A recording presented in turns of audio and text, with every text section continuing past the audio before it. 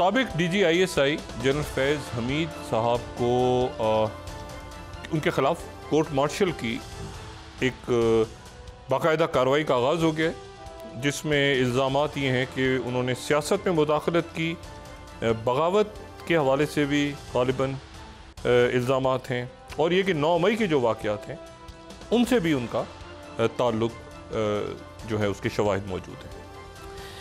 2024 के आखिरी चंद रोज़ ये साल ख़त्म हो रहा है, और ये साल जो है ये अपने पीछे बहुत सी अजब सी यादें छोड़ के जा रहा है।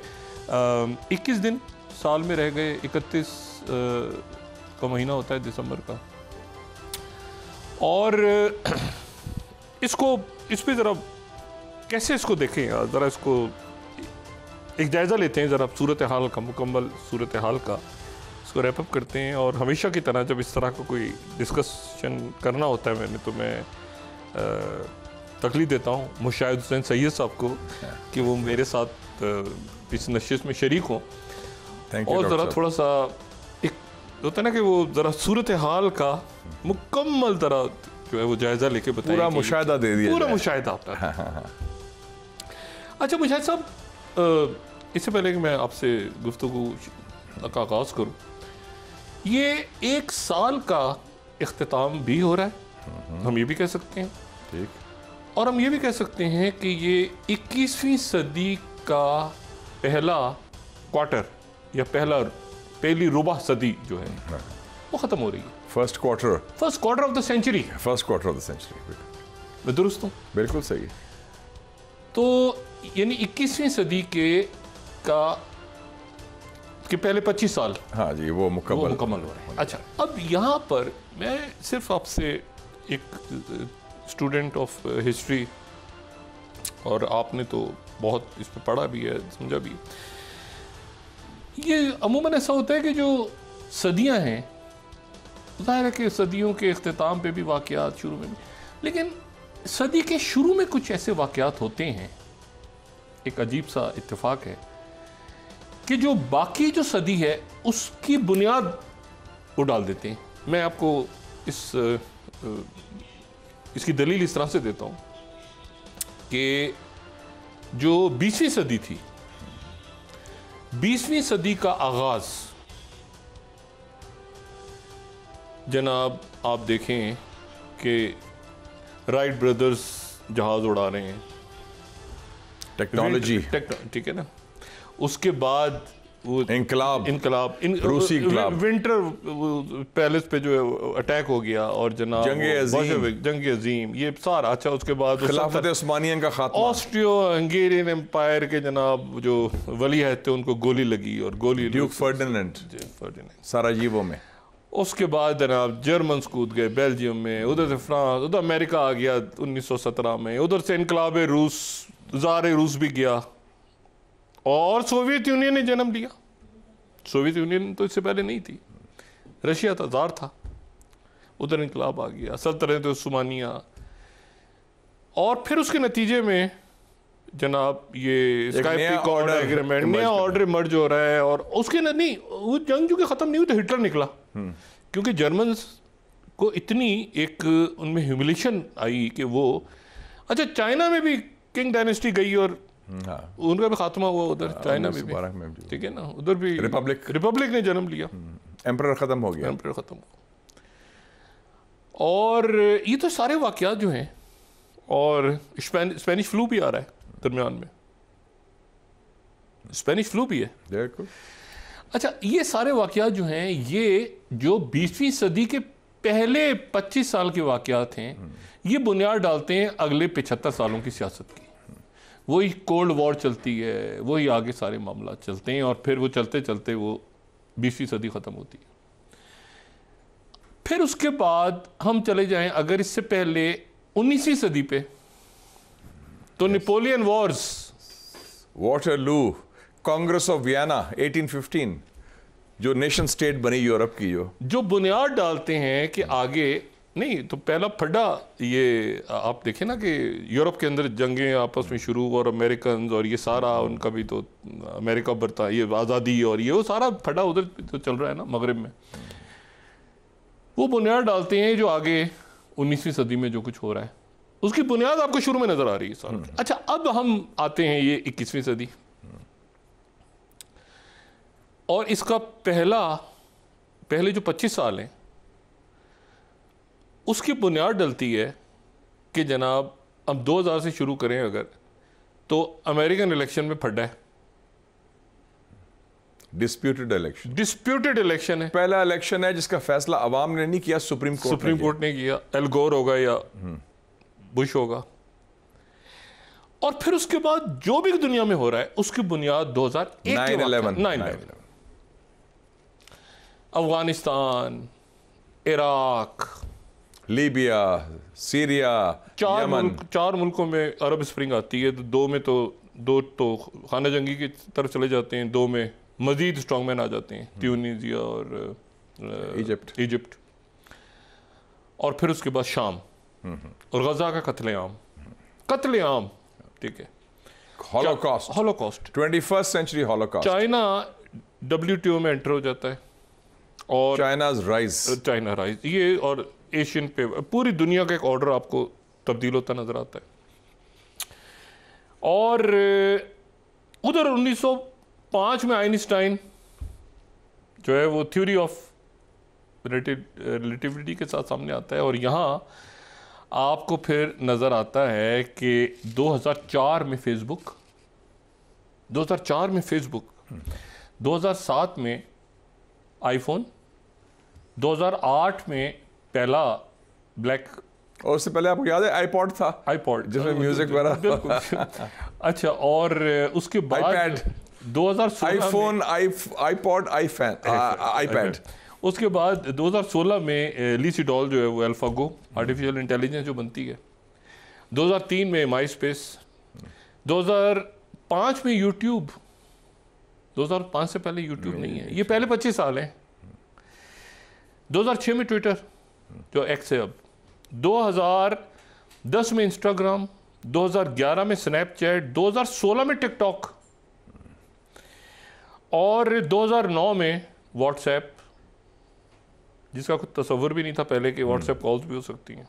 2003 में बन गया था लेकिन प्रॉपरली 2008 में स्काइप, और 2013 में बन गया था लेकिन दुनिया के सामने जो आया प्रॉपरली जूम 2019।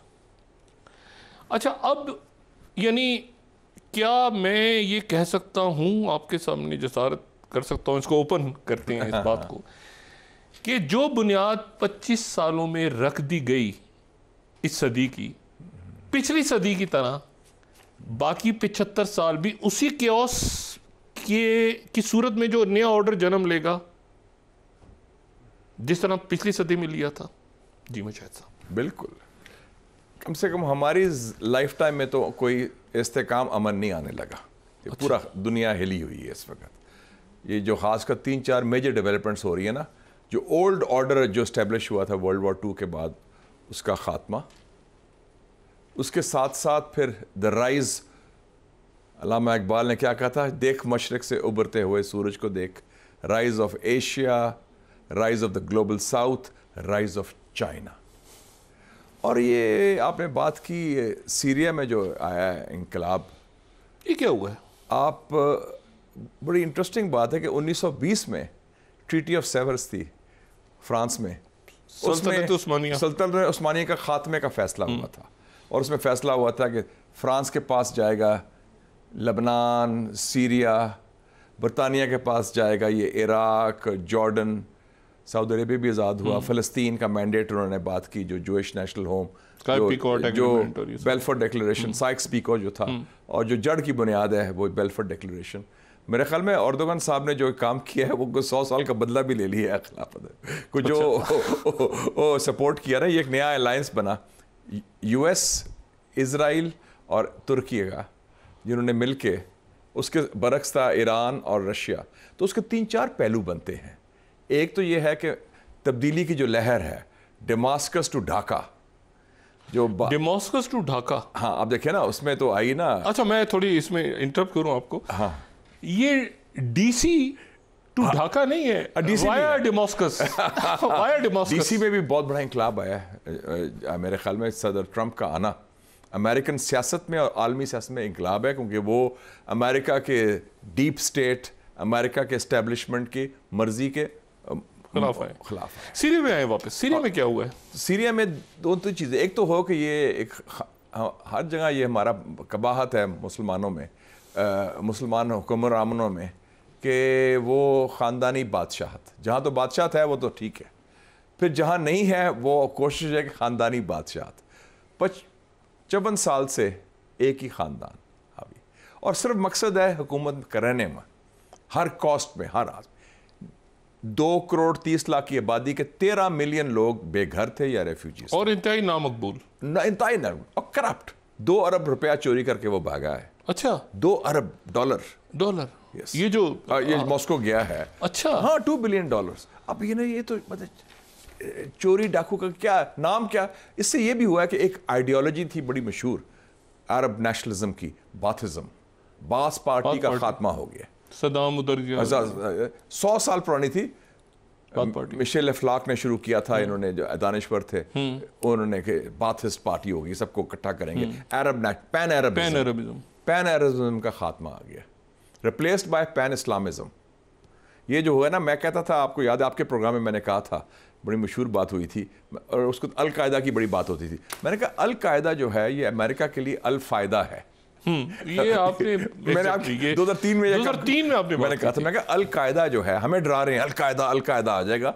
दरअसल ये अमेरिका के लिए अल फायदा है, क्योंकि अमेरिका इसको एज ए इंस्ट्रूमेंट, हथियार इस्तेमाल करता है। और आपने देख ली अल कायदा की बाकायदा हुकूमत आ गई है दमिश्क में, अल कायदा के लोग हैं। मुझे ये बताएं जरा, और साथ एक प्रॉक्सी जंग भी चल रही है। पहले 25 सालों में आते हैं ना, नहीं, प्रॉक्सी जंग भी चल रही है।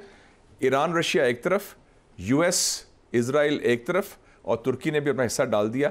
और एक और जो प्लान है जो ख़तरनाक है, जो असल मुकाबला होगा पैन इस्लामिज्म का और ज़ायनिज्म का, वो है ग्रेटर इजराइल, जिसमें ये गोलान की पार्टी पर भी आ गया, गजा पे भी आ गया। मैं उस पे बात में आता हूं, ग्रेटर इजराइल का भी है, ये पैन इस्लामिस्ट है। मैं ज़रा इस पे आता हूँ, लेकिन पहले मुझे ये बताएं कि जो सीरिया में हुआ है, और मैं समझता हूँ कि ये सीरिया में जो हुआ है, ईरान के इनकलाब के बाद 1979 में सबसे बड़ा वाक़या है मुस्लिम दुनिया में और इस खत्ते में। It's a huge change.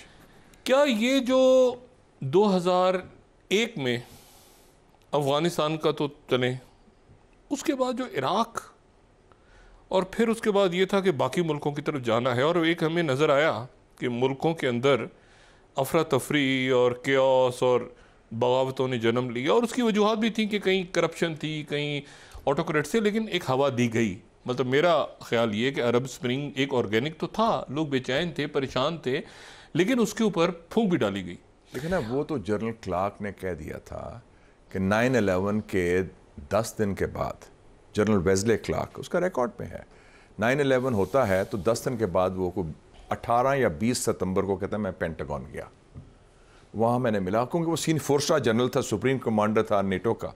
तो कहते हैं मेरे को सबॉर्डिनेट जूनियर मिले, कहते हैं क्या हाल है, आप आए हैं, please general come over for cup of coffee. तो उन्होंने कहा कि वो मेरा जो जूनियर था उसने कहा कि ये तो बड़ा अजीब बात हो रही है, ये तो पूरा प्लान बन रहा है तिया पांचा करने का, और 7 मुल्कों की लिस्ट है। उनके क्या मतलब? कहता है अभी तो इराक पर हमला होना है। ये 9/11 के 8 दिन के बाद हुआ। तो अफगानिस्तान तो सॉफ्ट टारगेट था ना, इराक, ये सीरिया, लीबिया, ये सारा सोमालिया, बड़ी लंबी लिस्ट थी, उन्होंने लिस्ट भी दी। इंटरेस्टिंगली मुशाहिद साहब, जनरल क्लार्क जो है वो रिटायर होने के बाद ये व्यूज और न्यूज में भी आए थे मेरे। अच्छा, आए थे, और मैं उसके आर्काइव ढूंढ रहा हूँ कि वो मिल जाएगा। वो बड़ा पढ़ा लिखा बंदा है, और दूसरी बात है कि वो प्रेसिडेंट के लिए इलेक्शन भी लड़ा था, वो नाकाम हो गया। अच्छा, तो उन्होंने कहा कि ये प्लान तो बना था, नो डाउट, लेकिन इसमें देखे ना, मैं कंस्पिरेसी थ्योरी ऑफ हिस्ट्री में अभी यकीन नहीं रखता कि हर चीज़ साजिश है, उसमें अवाम का भी दखल होता है। जैसे कई कहते हैं जो कम्युनिस्ट के खिलाफ है, वो कहते हैं हिटलर, स्टालिन को तो जर्मन लेके आए थे ट्रेन के अंदर, स्विट्जरलैंड से ट्रेन से आया था। नहीं, इराक में वर्ल्ड वॉर 1 में, और फिर इंकलाब ऐसे आया और साजिश थी। अफगानिस्तान के बाद उन्होंने आना था, इराक में तो वेपन्स ढूंढे उन्होंने, वेपन्स ऑफ मास डिस्ट्रक्शन तलाश की, बिल्कुल, ठीक है, और यहाँ पर आ गए, और अमेरिका आया, नेटो नहीं आया। Yes, America. इसमें एक और बड़े कम लोगों को पता है कि मैं आपको ये भी, एक किताब आई है, वो